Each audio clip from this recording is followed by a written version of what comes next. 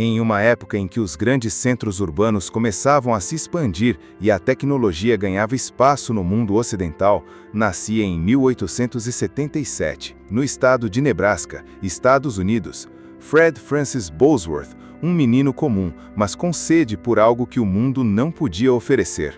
Ainda jovem, começou a ouvir sobre o Evangelho, não apenas um evangelho de letras e doutrinas, mas de poder, santidade e vida abundante. Aos 16 anos, em uma pequena reunião evangelística, ele entregou sua vida a Cristo. E naquele mesmo dia, segundo ele próprio registrou anos depois, algo em seu interior queimava com intensidade. Era o início de uma jornada que mudaria vidas em todo o mundo. Bosworth cresceu no meio metodista, onde o ensino bíblico era sólido, mas os dons espirituais eram raramente manifestados. No entanto, ele lia os evangelhos e o livro de Atos com olhos famintos, perguntando a si mesmo: se Jesus fez isso, por que não veríamos o mesmo hoje? Durante sua juventude, foi acometido por tuberculose, uma sentença de morte nos tempos em que os recursos médicos eram limitados.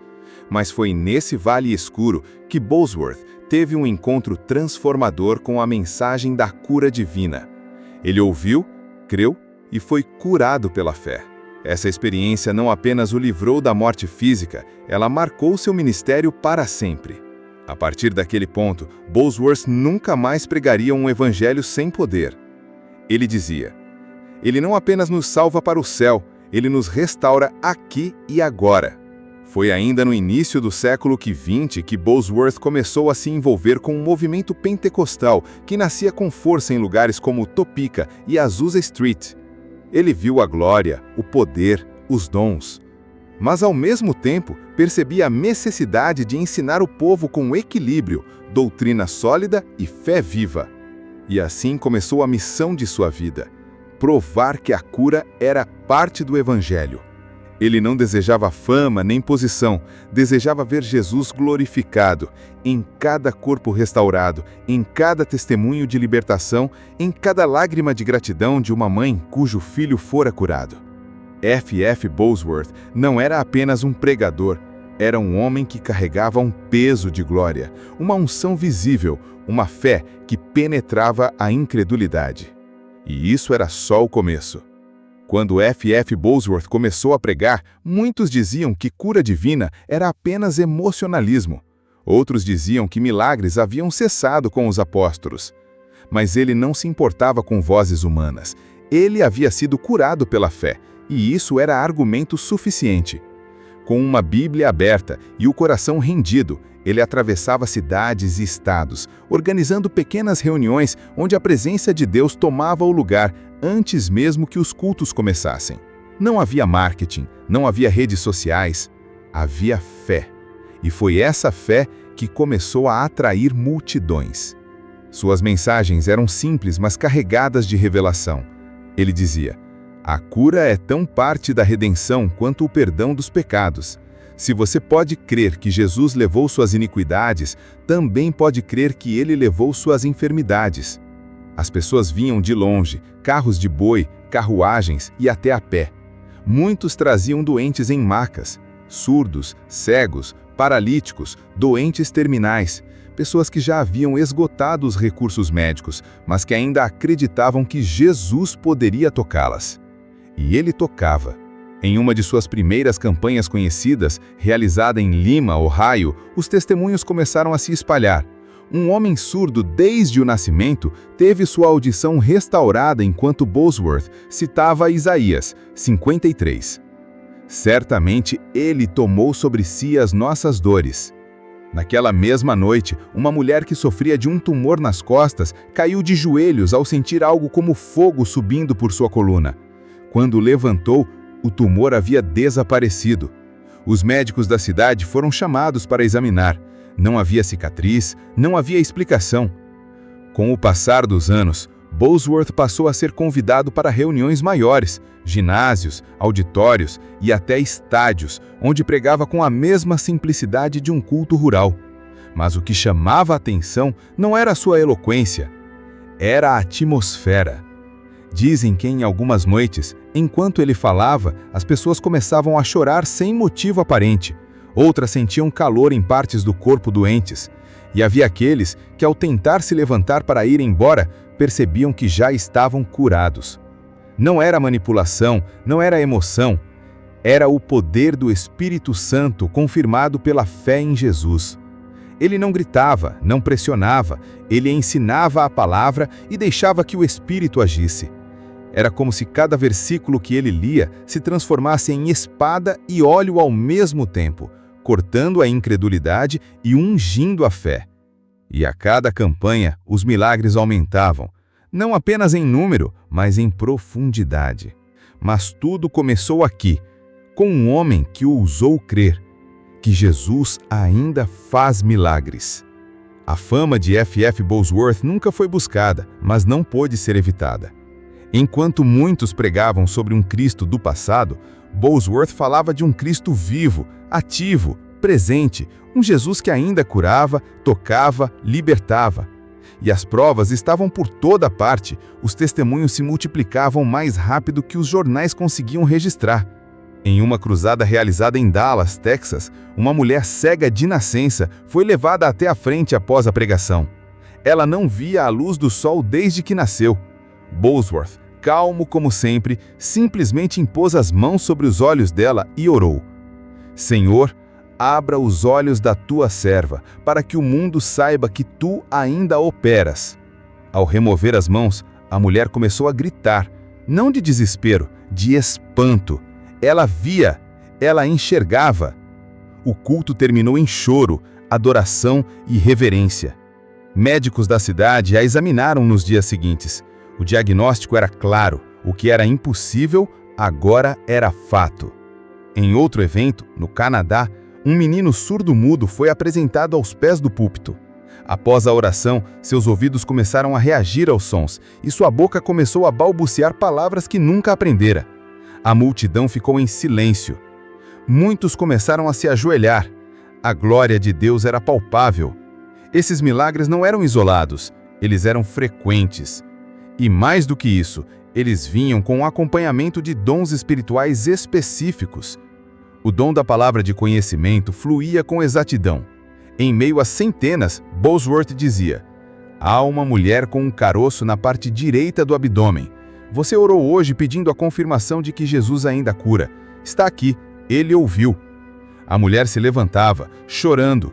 O tumor desaparecia ali mesmo, sem toque, sem esforço humano, apenas pela manifestação do poder de Deus.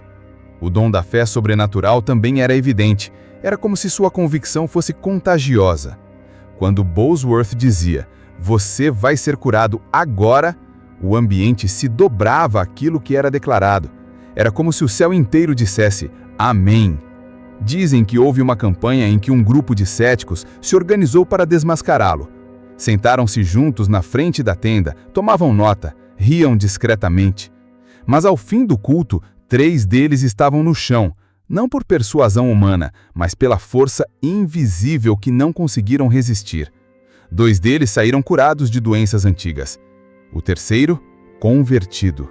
Até mesmo pastores que antes criticavam passaram a se alinhar com sua visão bíblica, dizendo: ele não faz shows, ele não se exibencia, ele apenas crê, e Deus responde. Bosworth repetia constantemente: o problema não é Deus não querer curar. O problema é que o povo não sabe que já foi providenciado. Quando você crê que é parte da redenção, a cura vem. Cristo, o médico, dizia ele, não está aposentado, ele está em plena atividade. Na próxima parte, vamos mergulhar no ministério de ensino e como Bosworth espalhou essa mensagem para gerações seguintes, formando homens e mulheres que também curaram enfermos e carregaram essa unção. Mas tudo começou com fé. Fé verdadeira. Fé que gera milagres que nem o mundo inteiro conseguiu ignorar. Depois de anos de campanhas e testemunhos incontestáveis, F.F. Bosworth entendeu que a maior necessidade da igreja não era apenas receber milagres, mas compreender, com revelação, que a cura faz parte da herança do crente. Esse ensino tomou forma em um livro que viria a se tornar um marco na história do cristianismo moderno. Cristo o Médico, Christ the Healer. O livro não era um apelo emocional, era um tratado bíblico, repleto de versículos, testemunhos e explicações sólidas. Ele desafiava os crentes a crerem na cura divina como parte da expiação de Cristo. Não podemos pregar um Cristo Salvador sem pregar também um Cristo que cura. Ele levou os nossos pecados e também levou as nossas doenças. Fred Francis Bosworth. O impacto foi imediato. Pastores começaram a usar o livro como manual de discipulado. Missionários levavam para o campo como referência. Homens como Oral Roberts, T.L. Osborne e Kenneth Hagin foram profundamente influenciados pelo ensino de Bosworth e se tornaram mais tarde vozes mundiais em fé e cura. Mas Bosworth não estava interessado em formar uma escola de pensamento. Ele queria levantar uma geração de fé. Muitas vezes, ao fim de suas cruzadas, ele não fazia apenas apelo para a cura. Ele chamava os jovens, impunha as mãos e declarava: ensinem a palavra, paguem o preço da oração, não deixem esse fogo morrer. Dizem que havia reuniões privadas em que Bosworth sentava com grupos pequenos, apenas lendo as Escrituras e explicando, passo a passo, como aplicar a fé. Nessas reuniões, pessoas eram curadas antes mesmo da oração, apenas ouvindo a palavra sendo ensinada com unção. Ele acreditava que o ensino correto quebrava a fortaleza da incredulidade. A fé começa onde a vontade de Deus é conhecida, ele dizia. E se você sabe que é vontade de Deus te curar, sua fé tem onde se firmar. Mais do que operar milagres, Bosworth estava interessado em levantar discípulos do sobrenatural. Homens e mulheres que carregassem o poder do céu, não por emoção, mas por convicção bíblica. O ensino era tão poderoso quanto os sinais, e para muitos, mais duradouro. Porque o milagre cura o corpo, mas a revelação transforma a geração. Na próxima parte, vamos explorar o relacionamento de Bosworth com outros grandes evangelistas e como seu ministério influenciou o surgimento de movimentos globais de cura e fé, uma rede invisível de servos incendiados, conectados por um só propósito: ver Cristo sendo glorificado através da manifestação do Espírito. Nem todo avivamento começa com um estrondo. Às vezes, começa com um sussurro, com um homem escondido na palavra, com um joelho dobrado em um quarto sem plateia. Assim era F.F. Bosworth, discreto, mas carregado de glória. E foi justamente esse espírito humilde, combinado com autoridade espiritual, que transformou em um pai espiritual para muitos dos que seriam instrumentos de avivamento nas décadas seguintes. Um desses homens foi T.L. Osborne, o jovem missionário que viria a evangelizar milhões. Antes de ver milagres em massa na África e na Ásia, Osborne sentou para ouvir Bosworth ensinar sobre a cura divina e a fé baseada na palavra. Ele mesmo relatou que foi por meio do ensino de Bosworth que entendeu a verdadeira natureza da vontade de Deus para a cura. Outro foi Kenneth Hagin, cuja mensagem de fé e confissão bíblica carregava os fundamentos que Bosworth havia lançado anos antes. A geração que me influenciou sabia o que era fé, mas também sabia o que era unção. Kenneth Hagin. Esses homens não apenas pregaram com poder. Eles fundaram universidades, movimentos, editoras, redes de televisão cristã, tudo isso com raízes em algo mais profundo: a revelação da palavra como fonte de cura e libertação.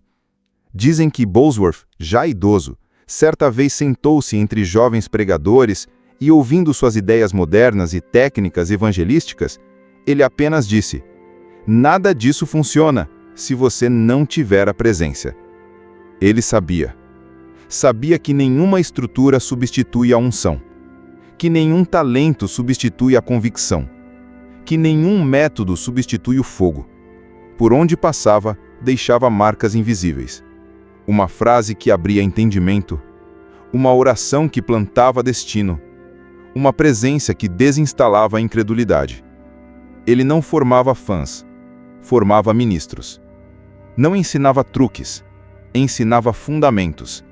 E por isso, embora seu nome não seja tão popular quanto os que vieram depois, ele está lá, nas raízes de cada movimento de fé que floresceu, no coração de cada missionário que ousou crer, na mente de cada pregador que voltou a pregar cura, na alma de cada crente que segurou uma promessa e disse: "Se está escrito, é meu."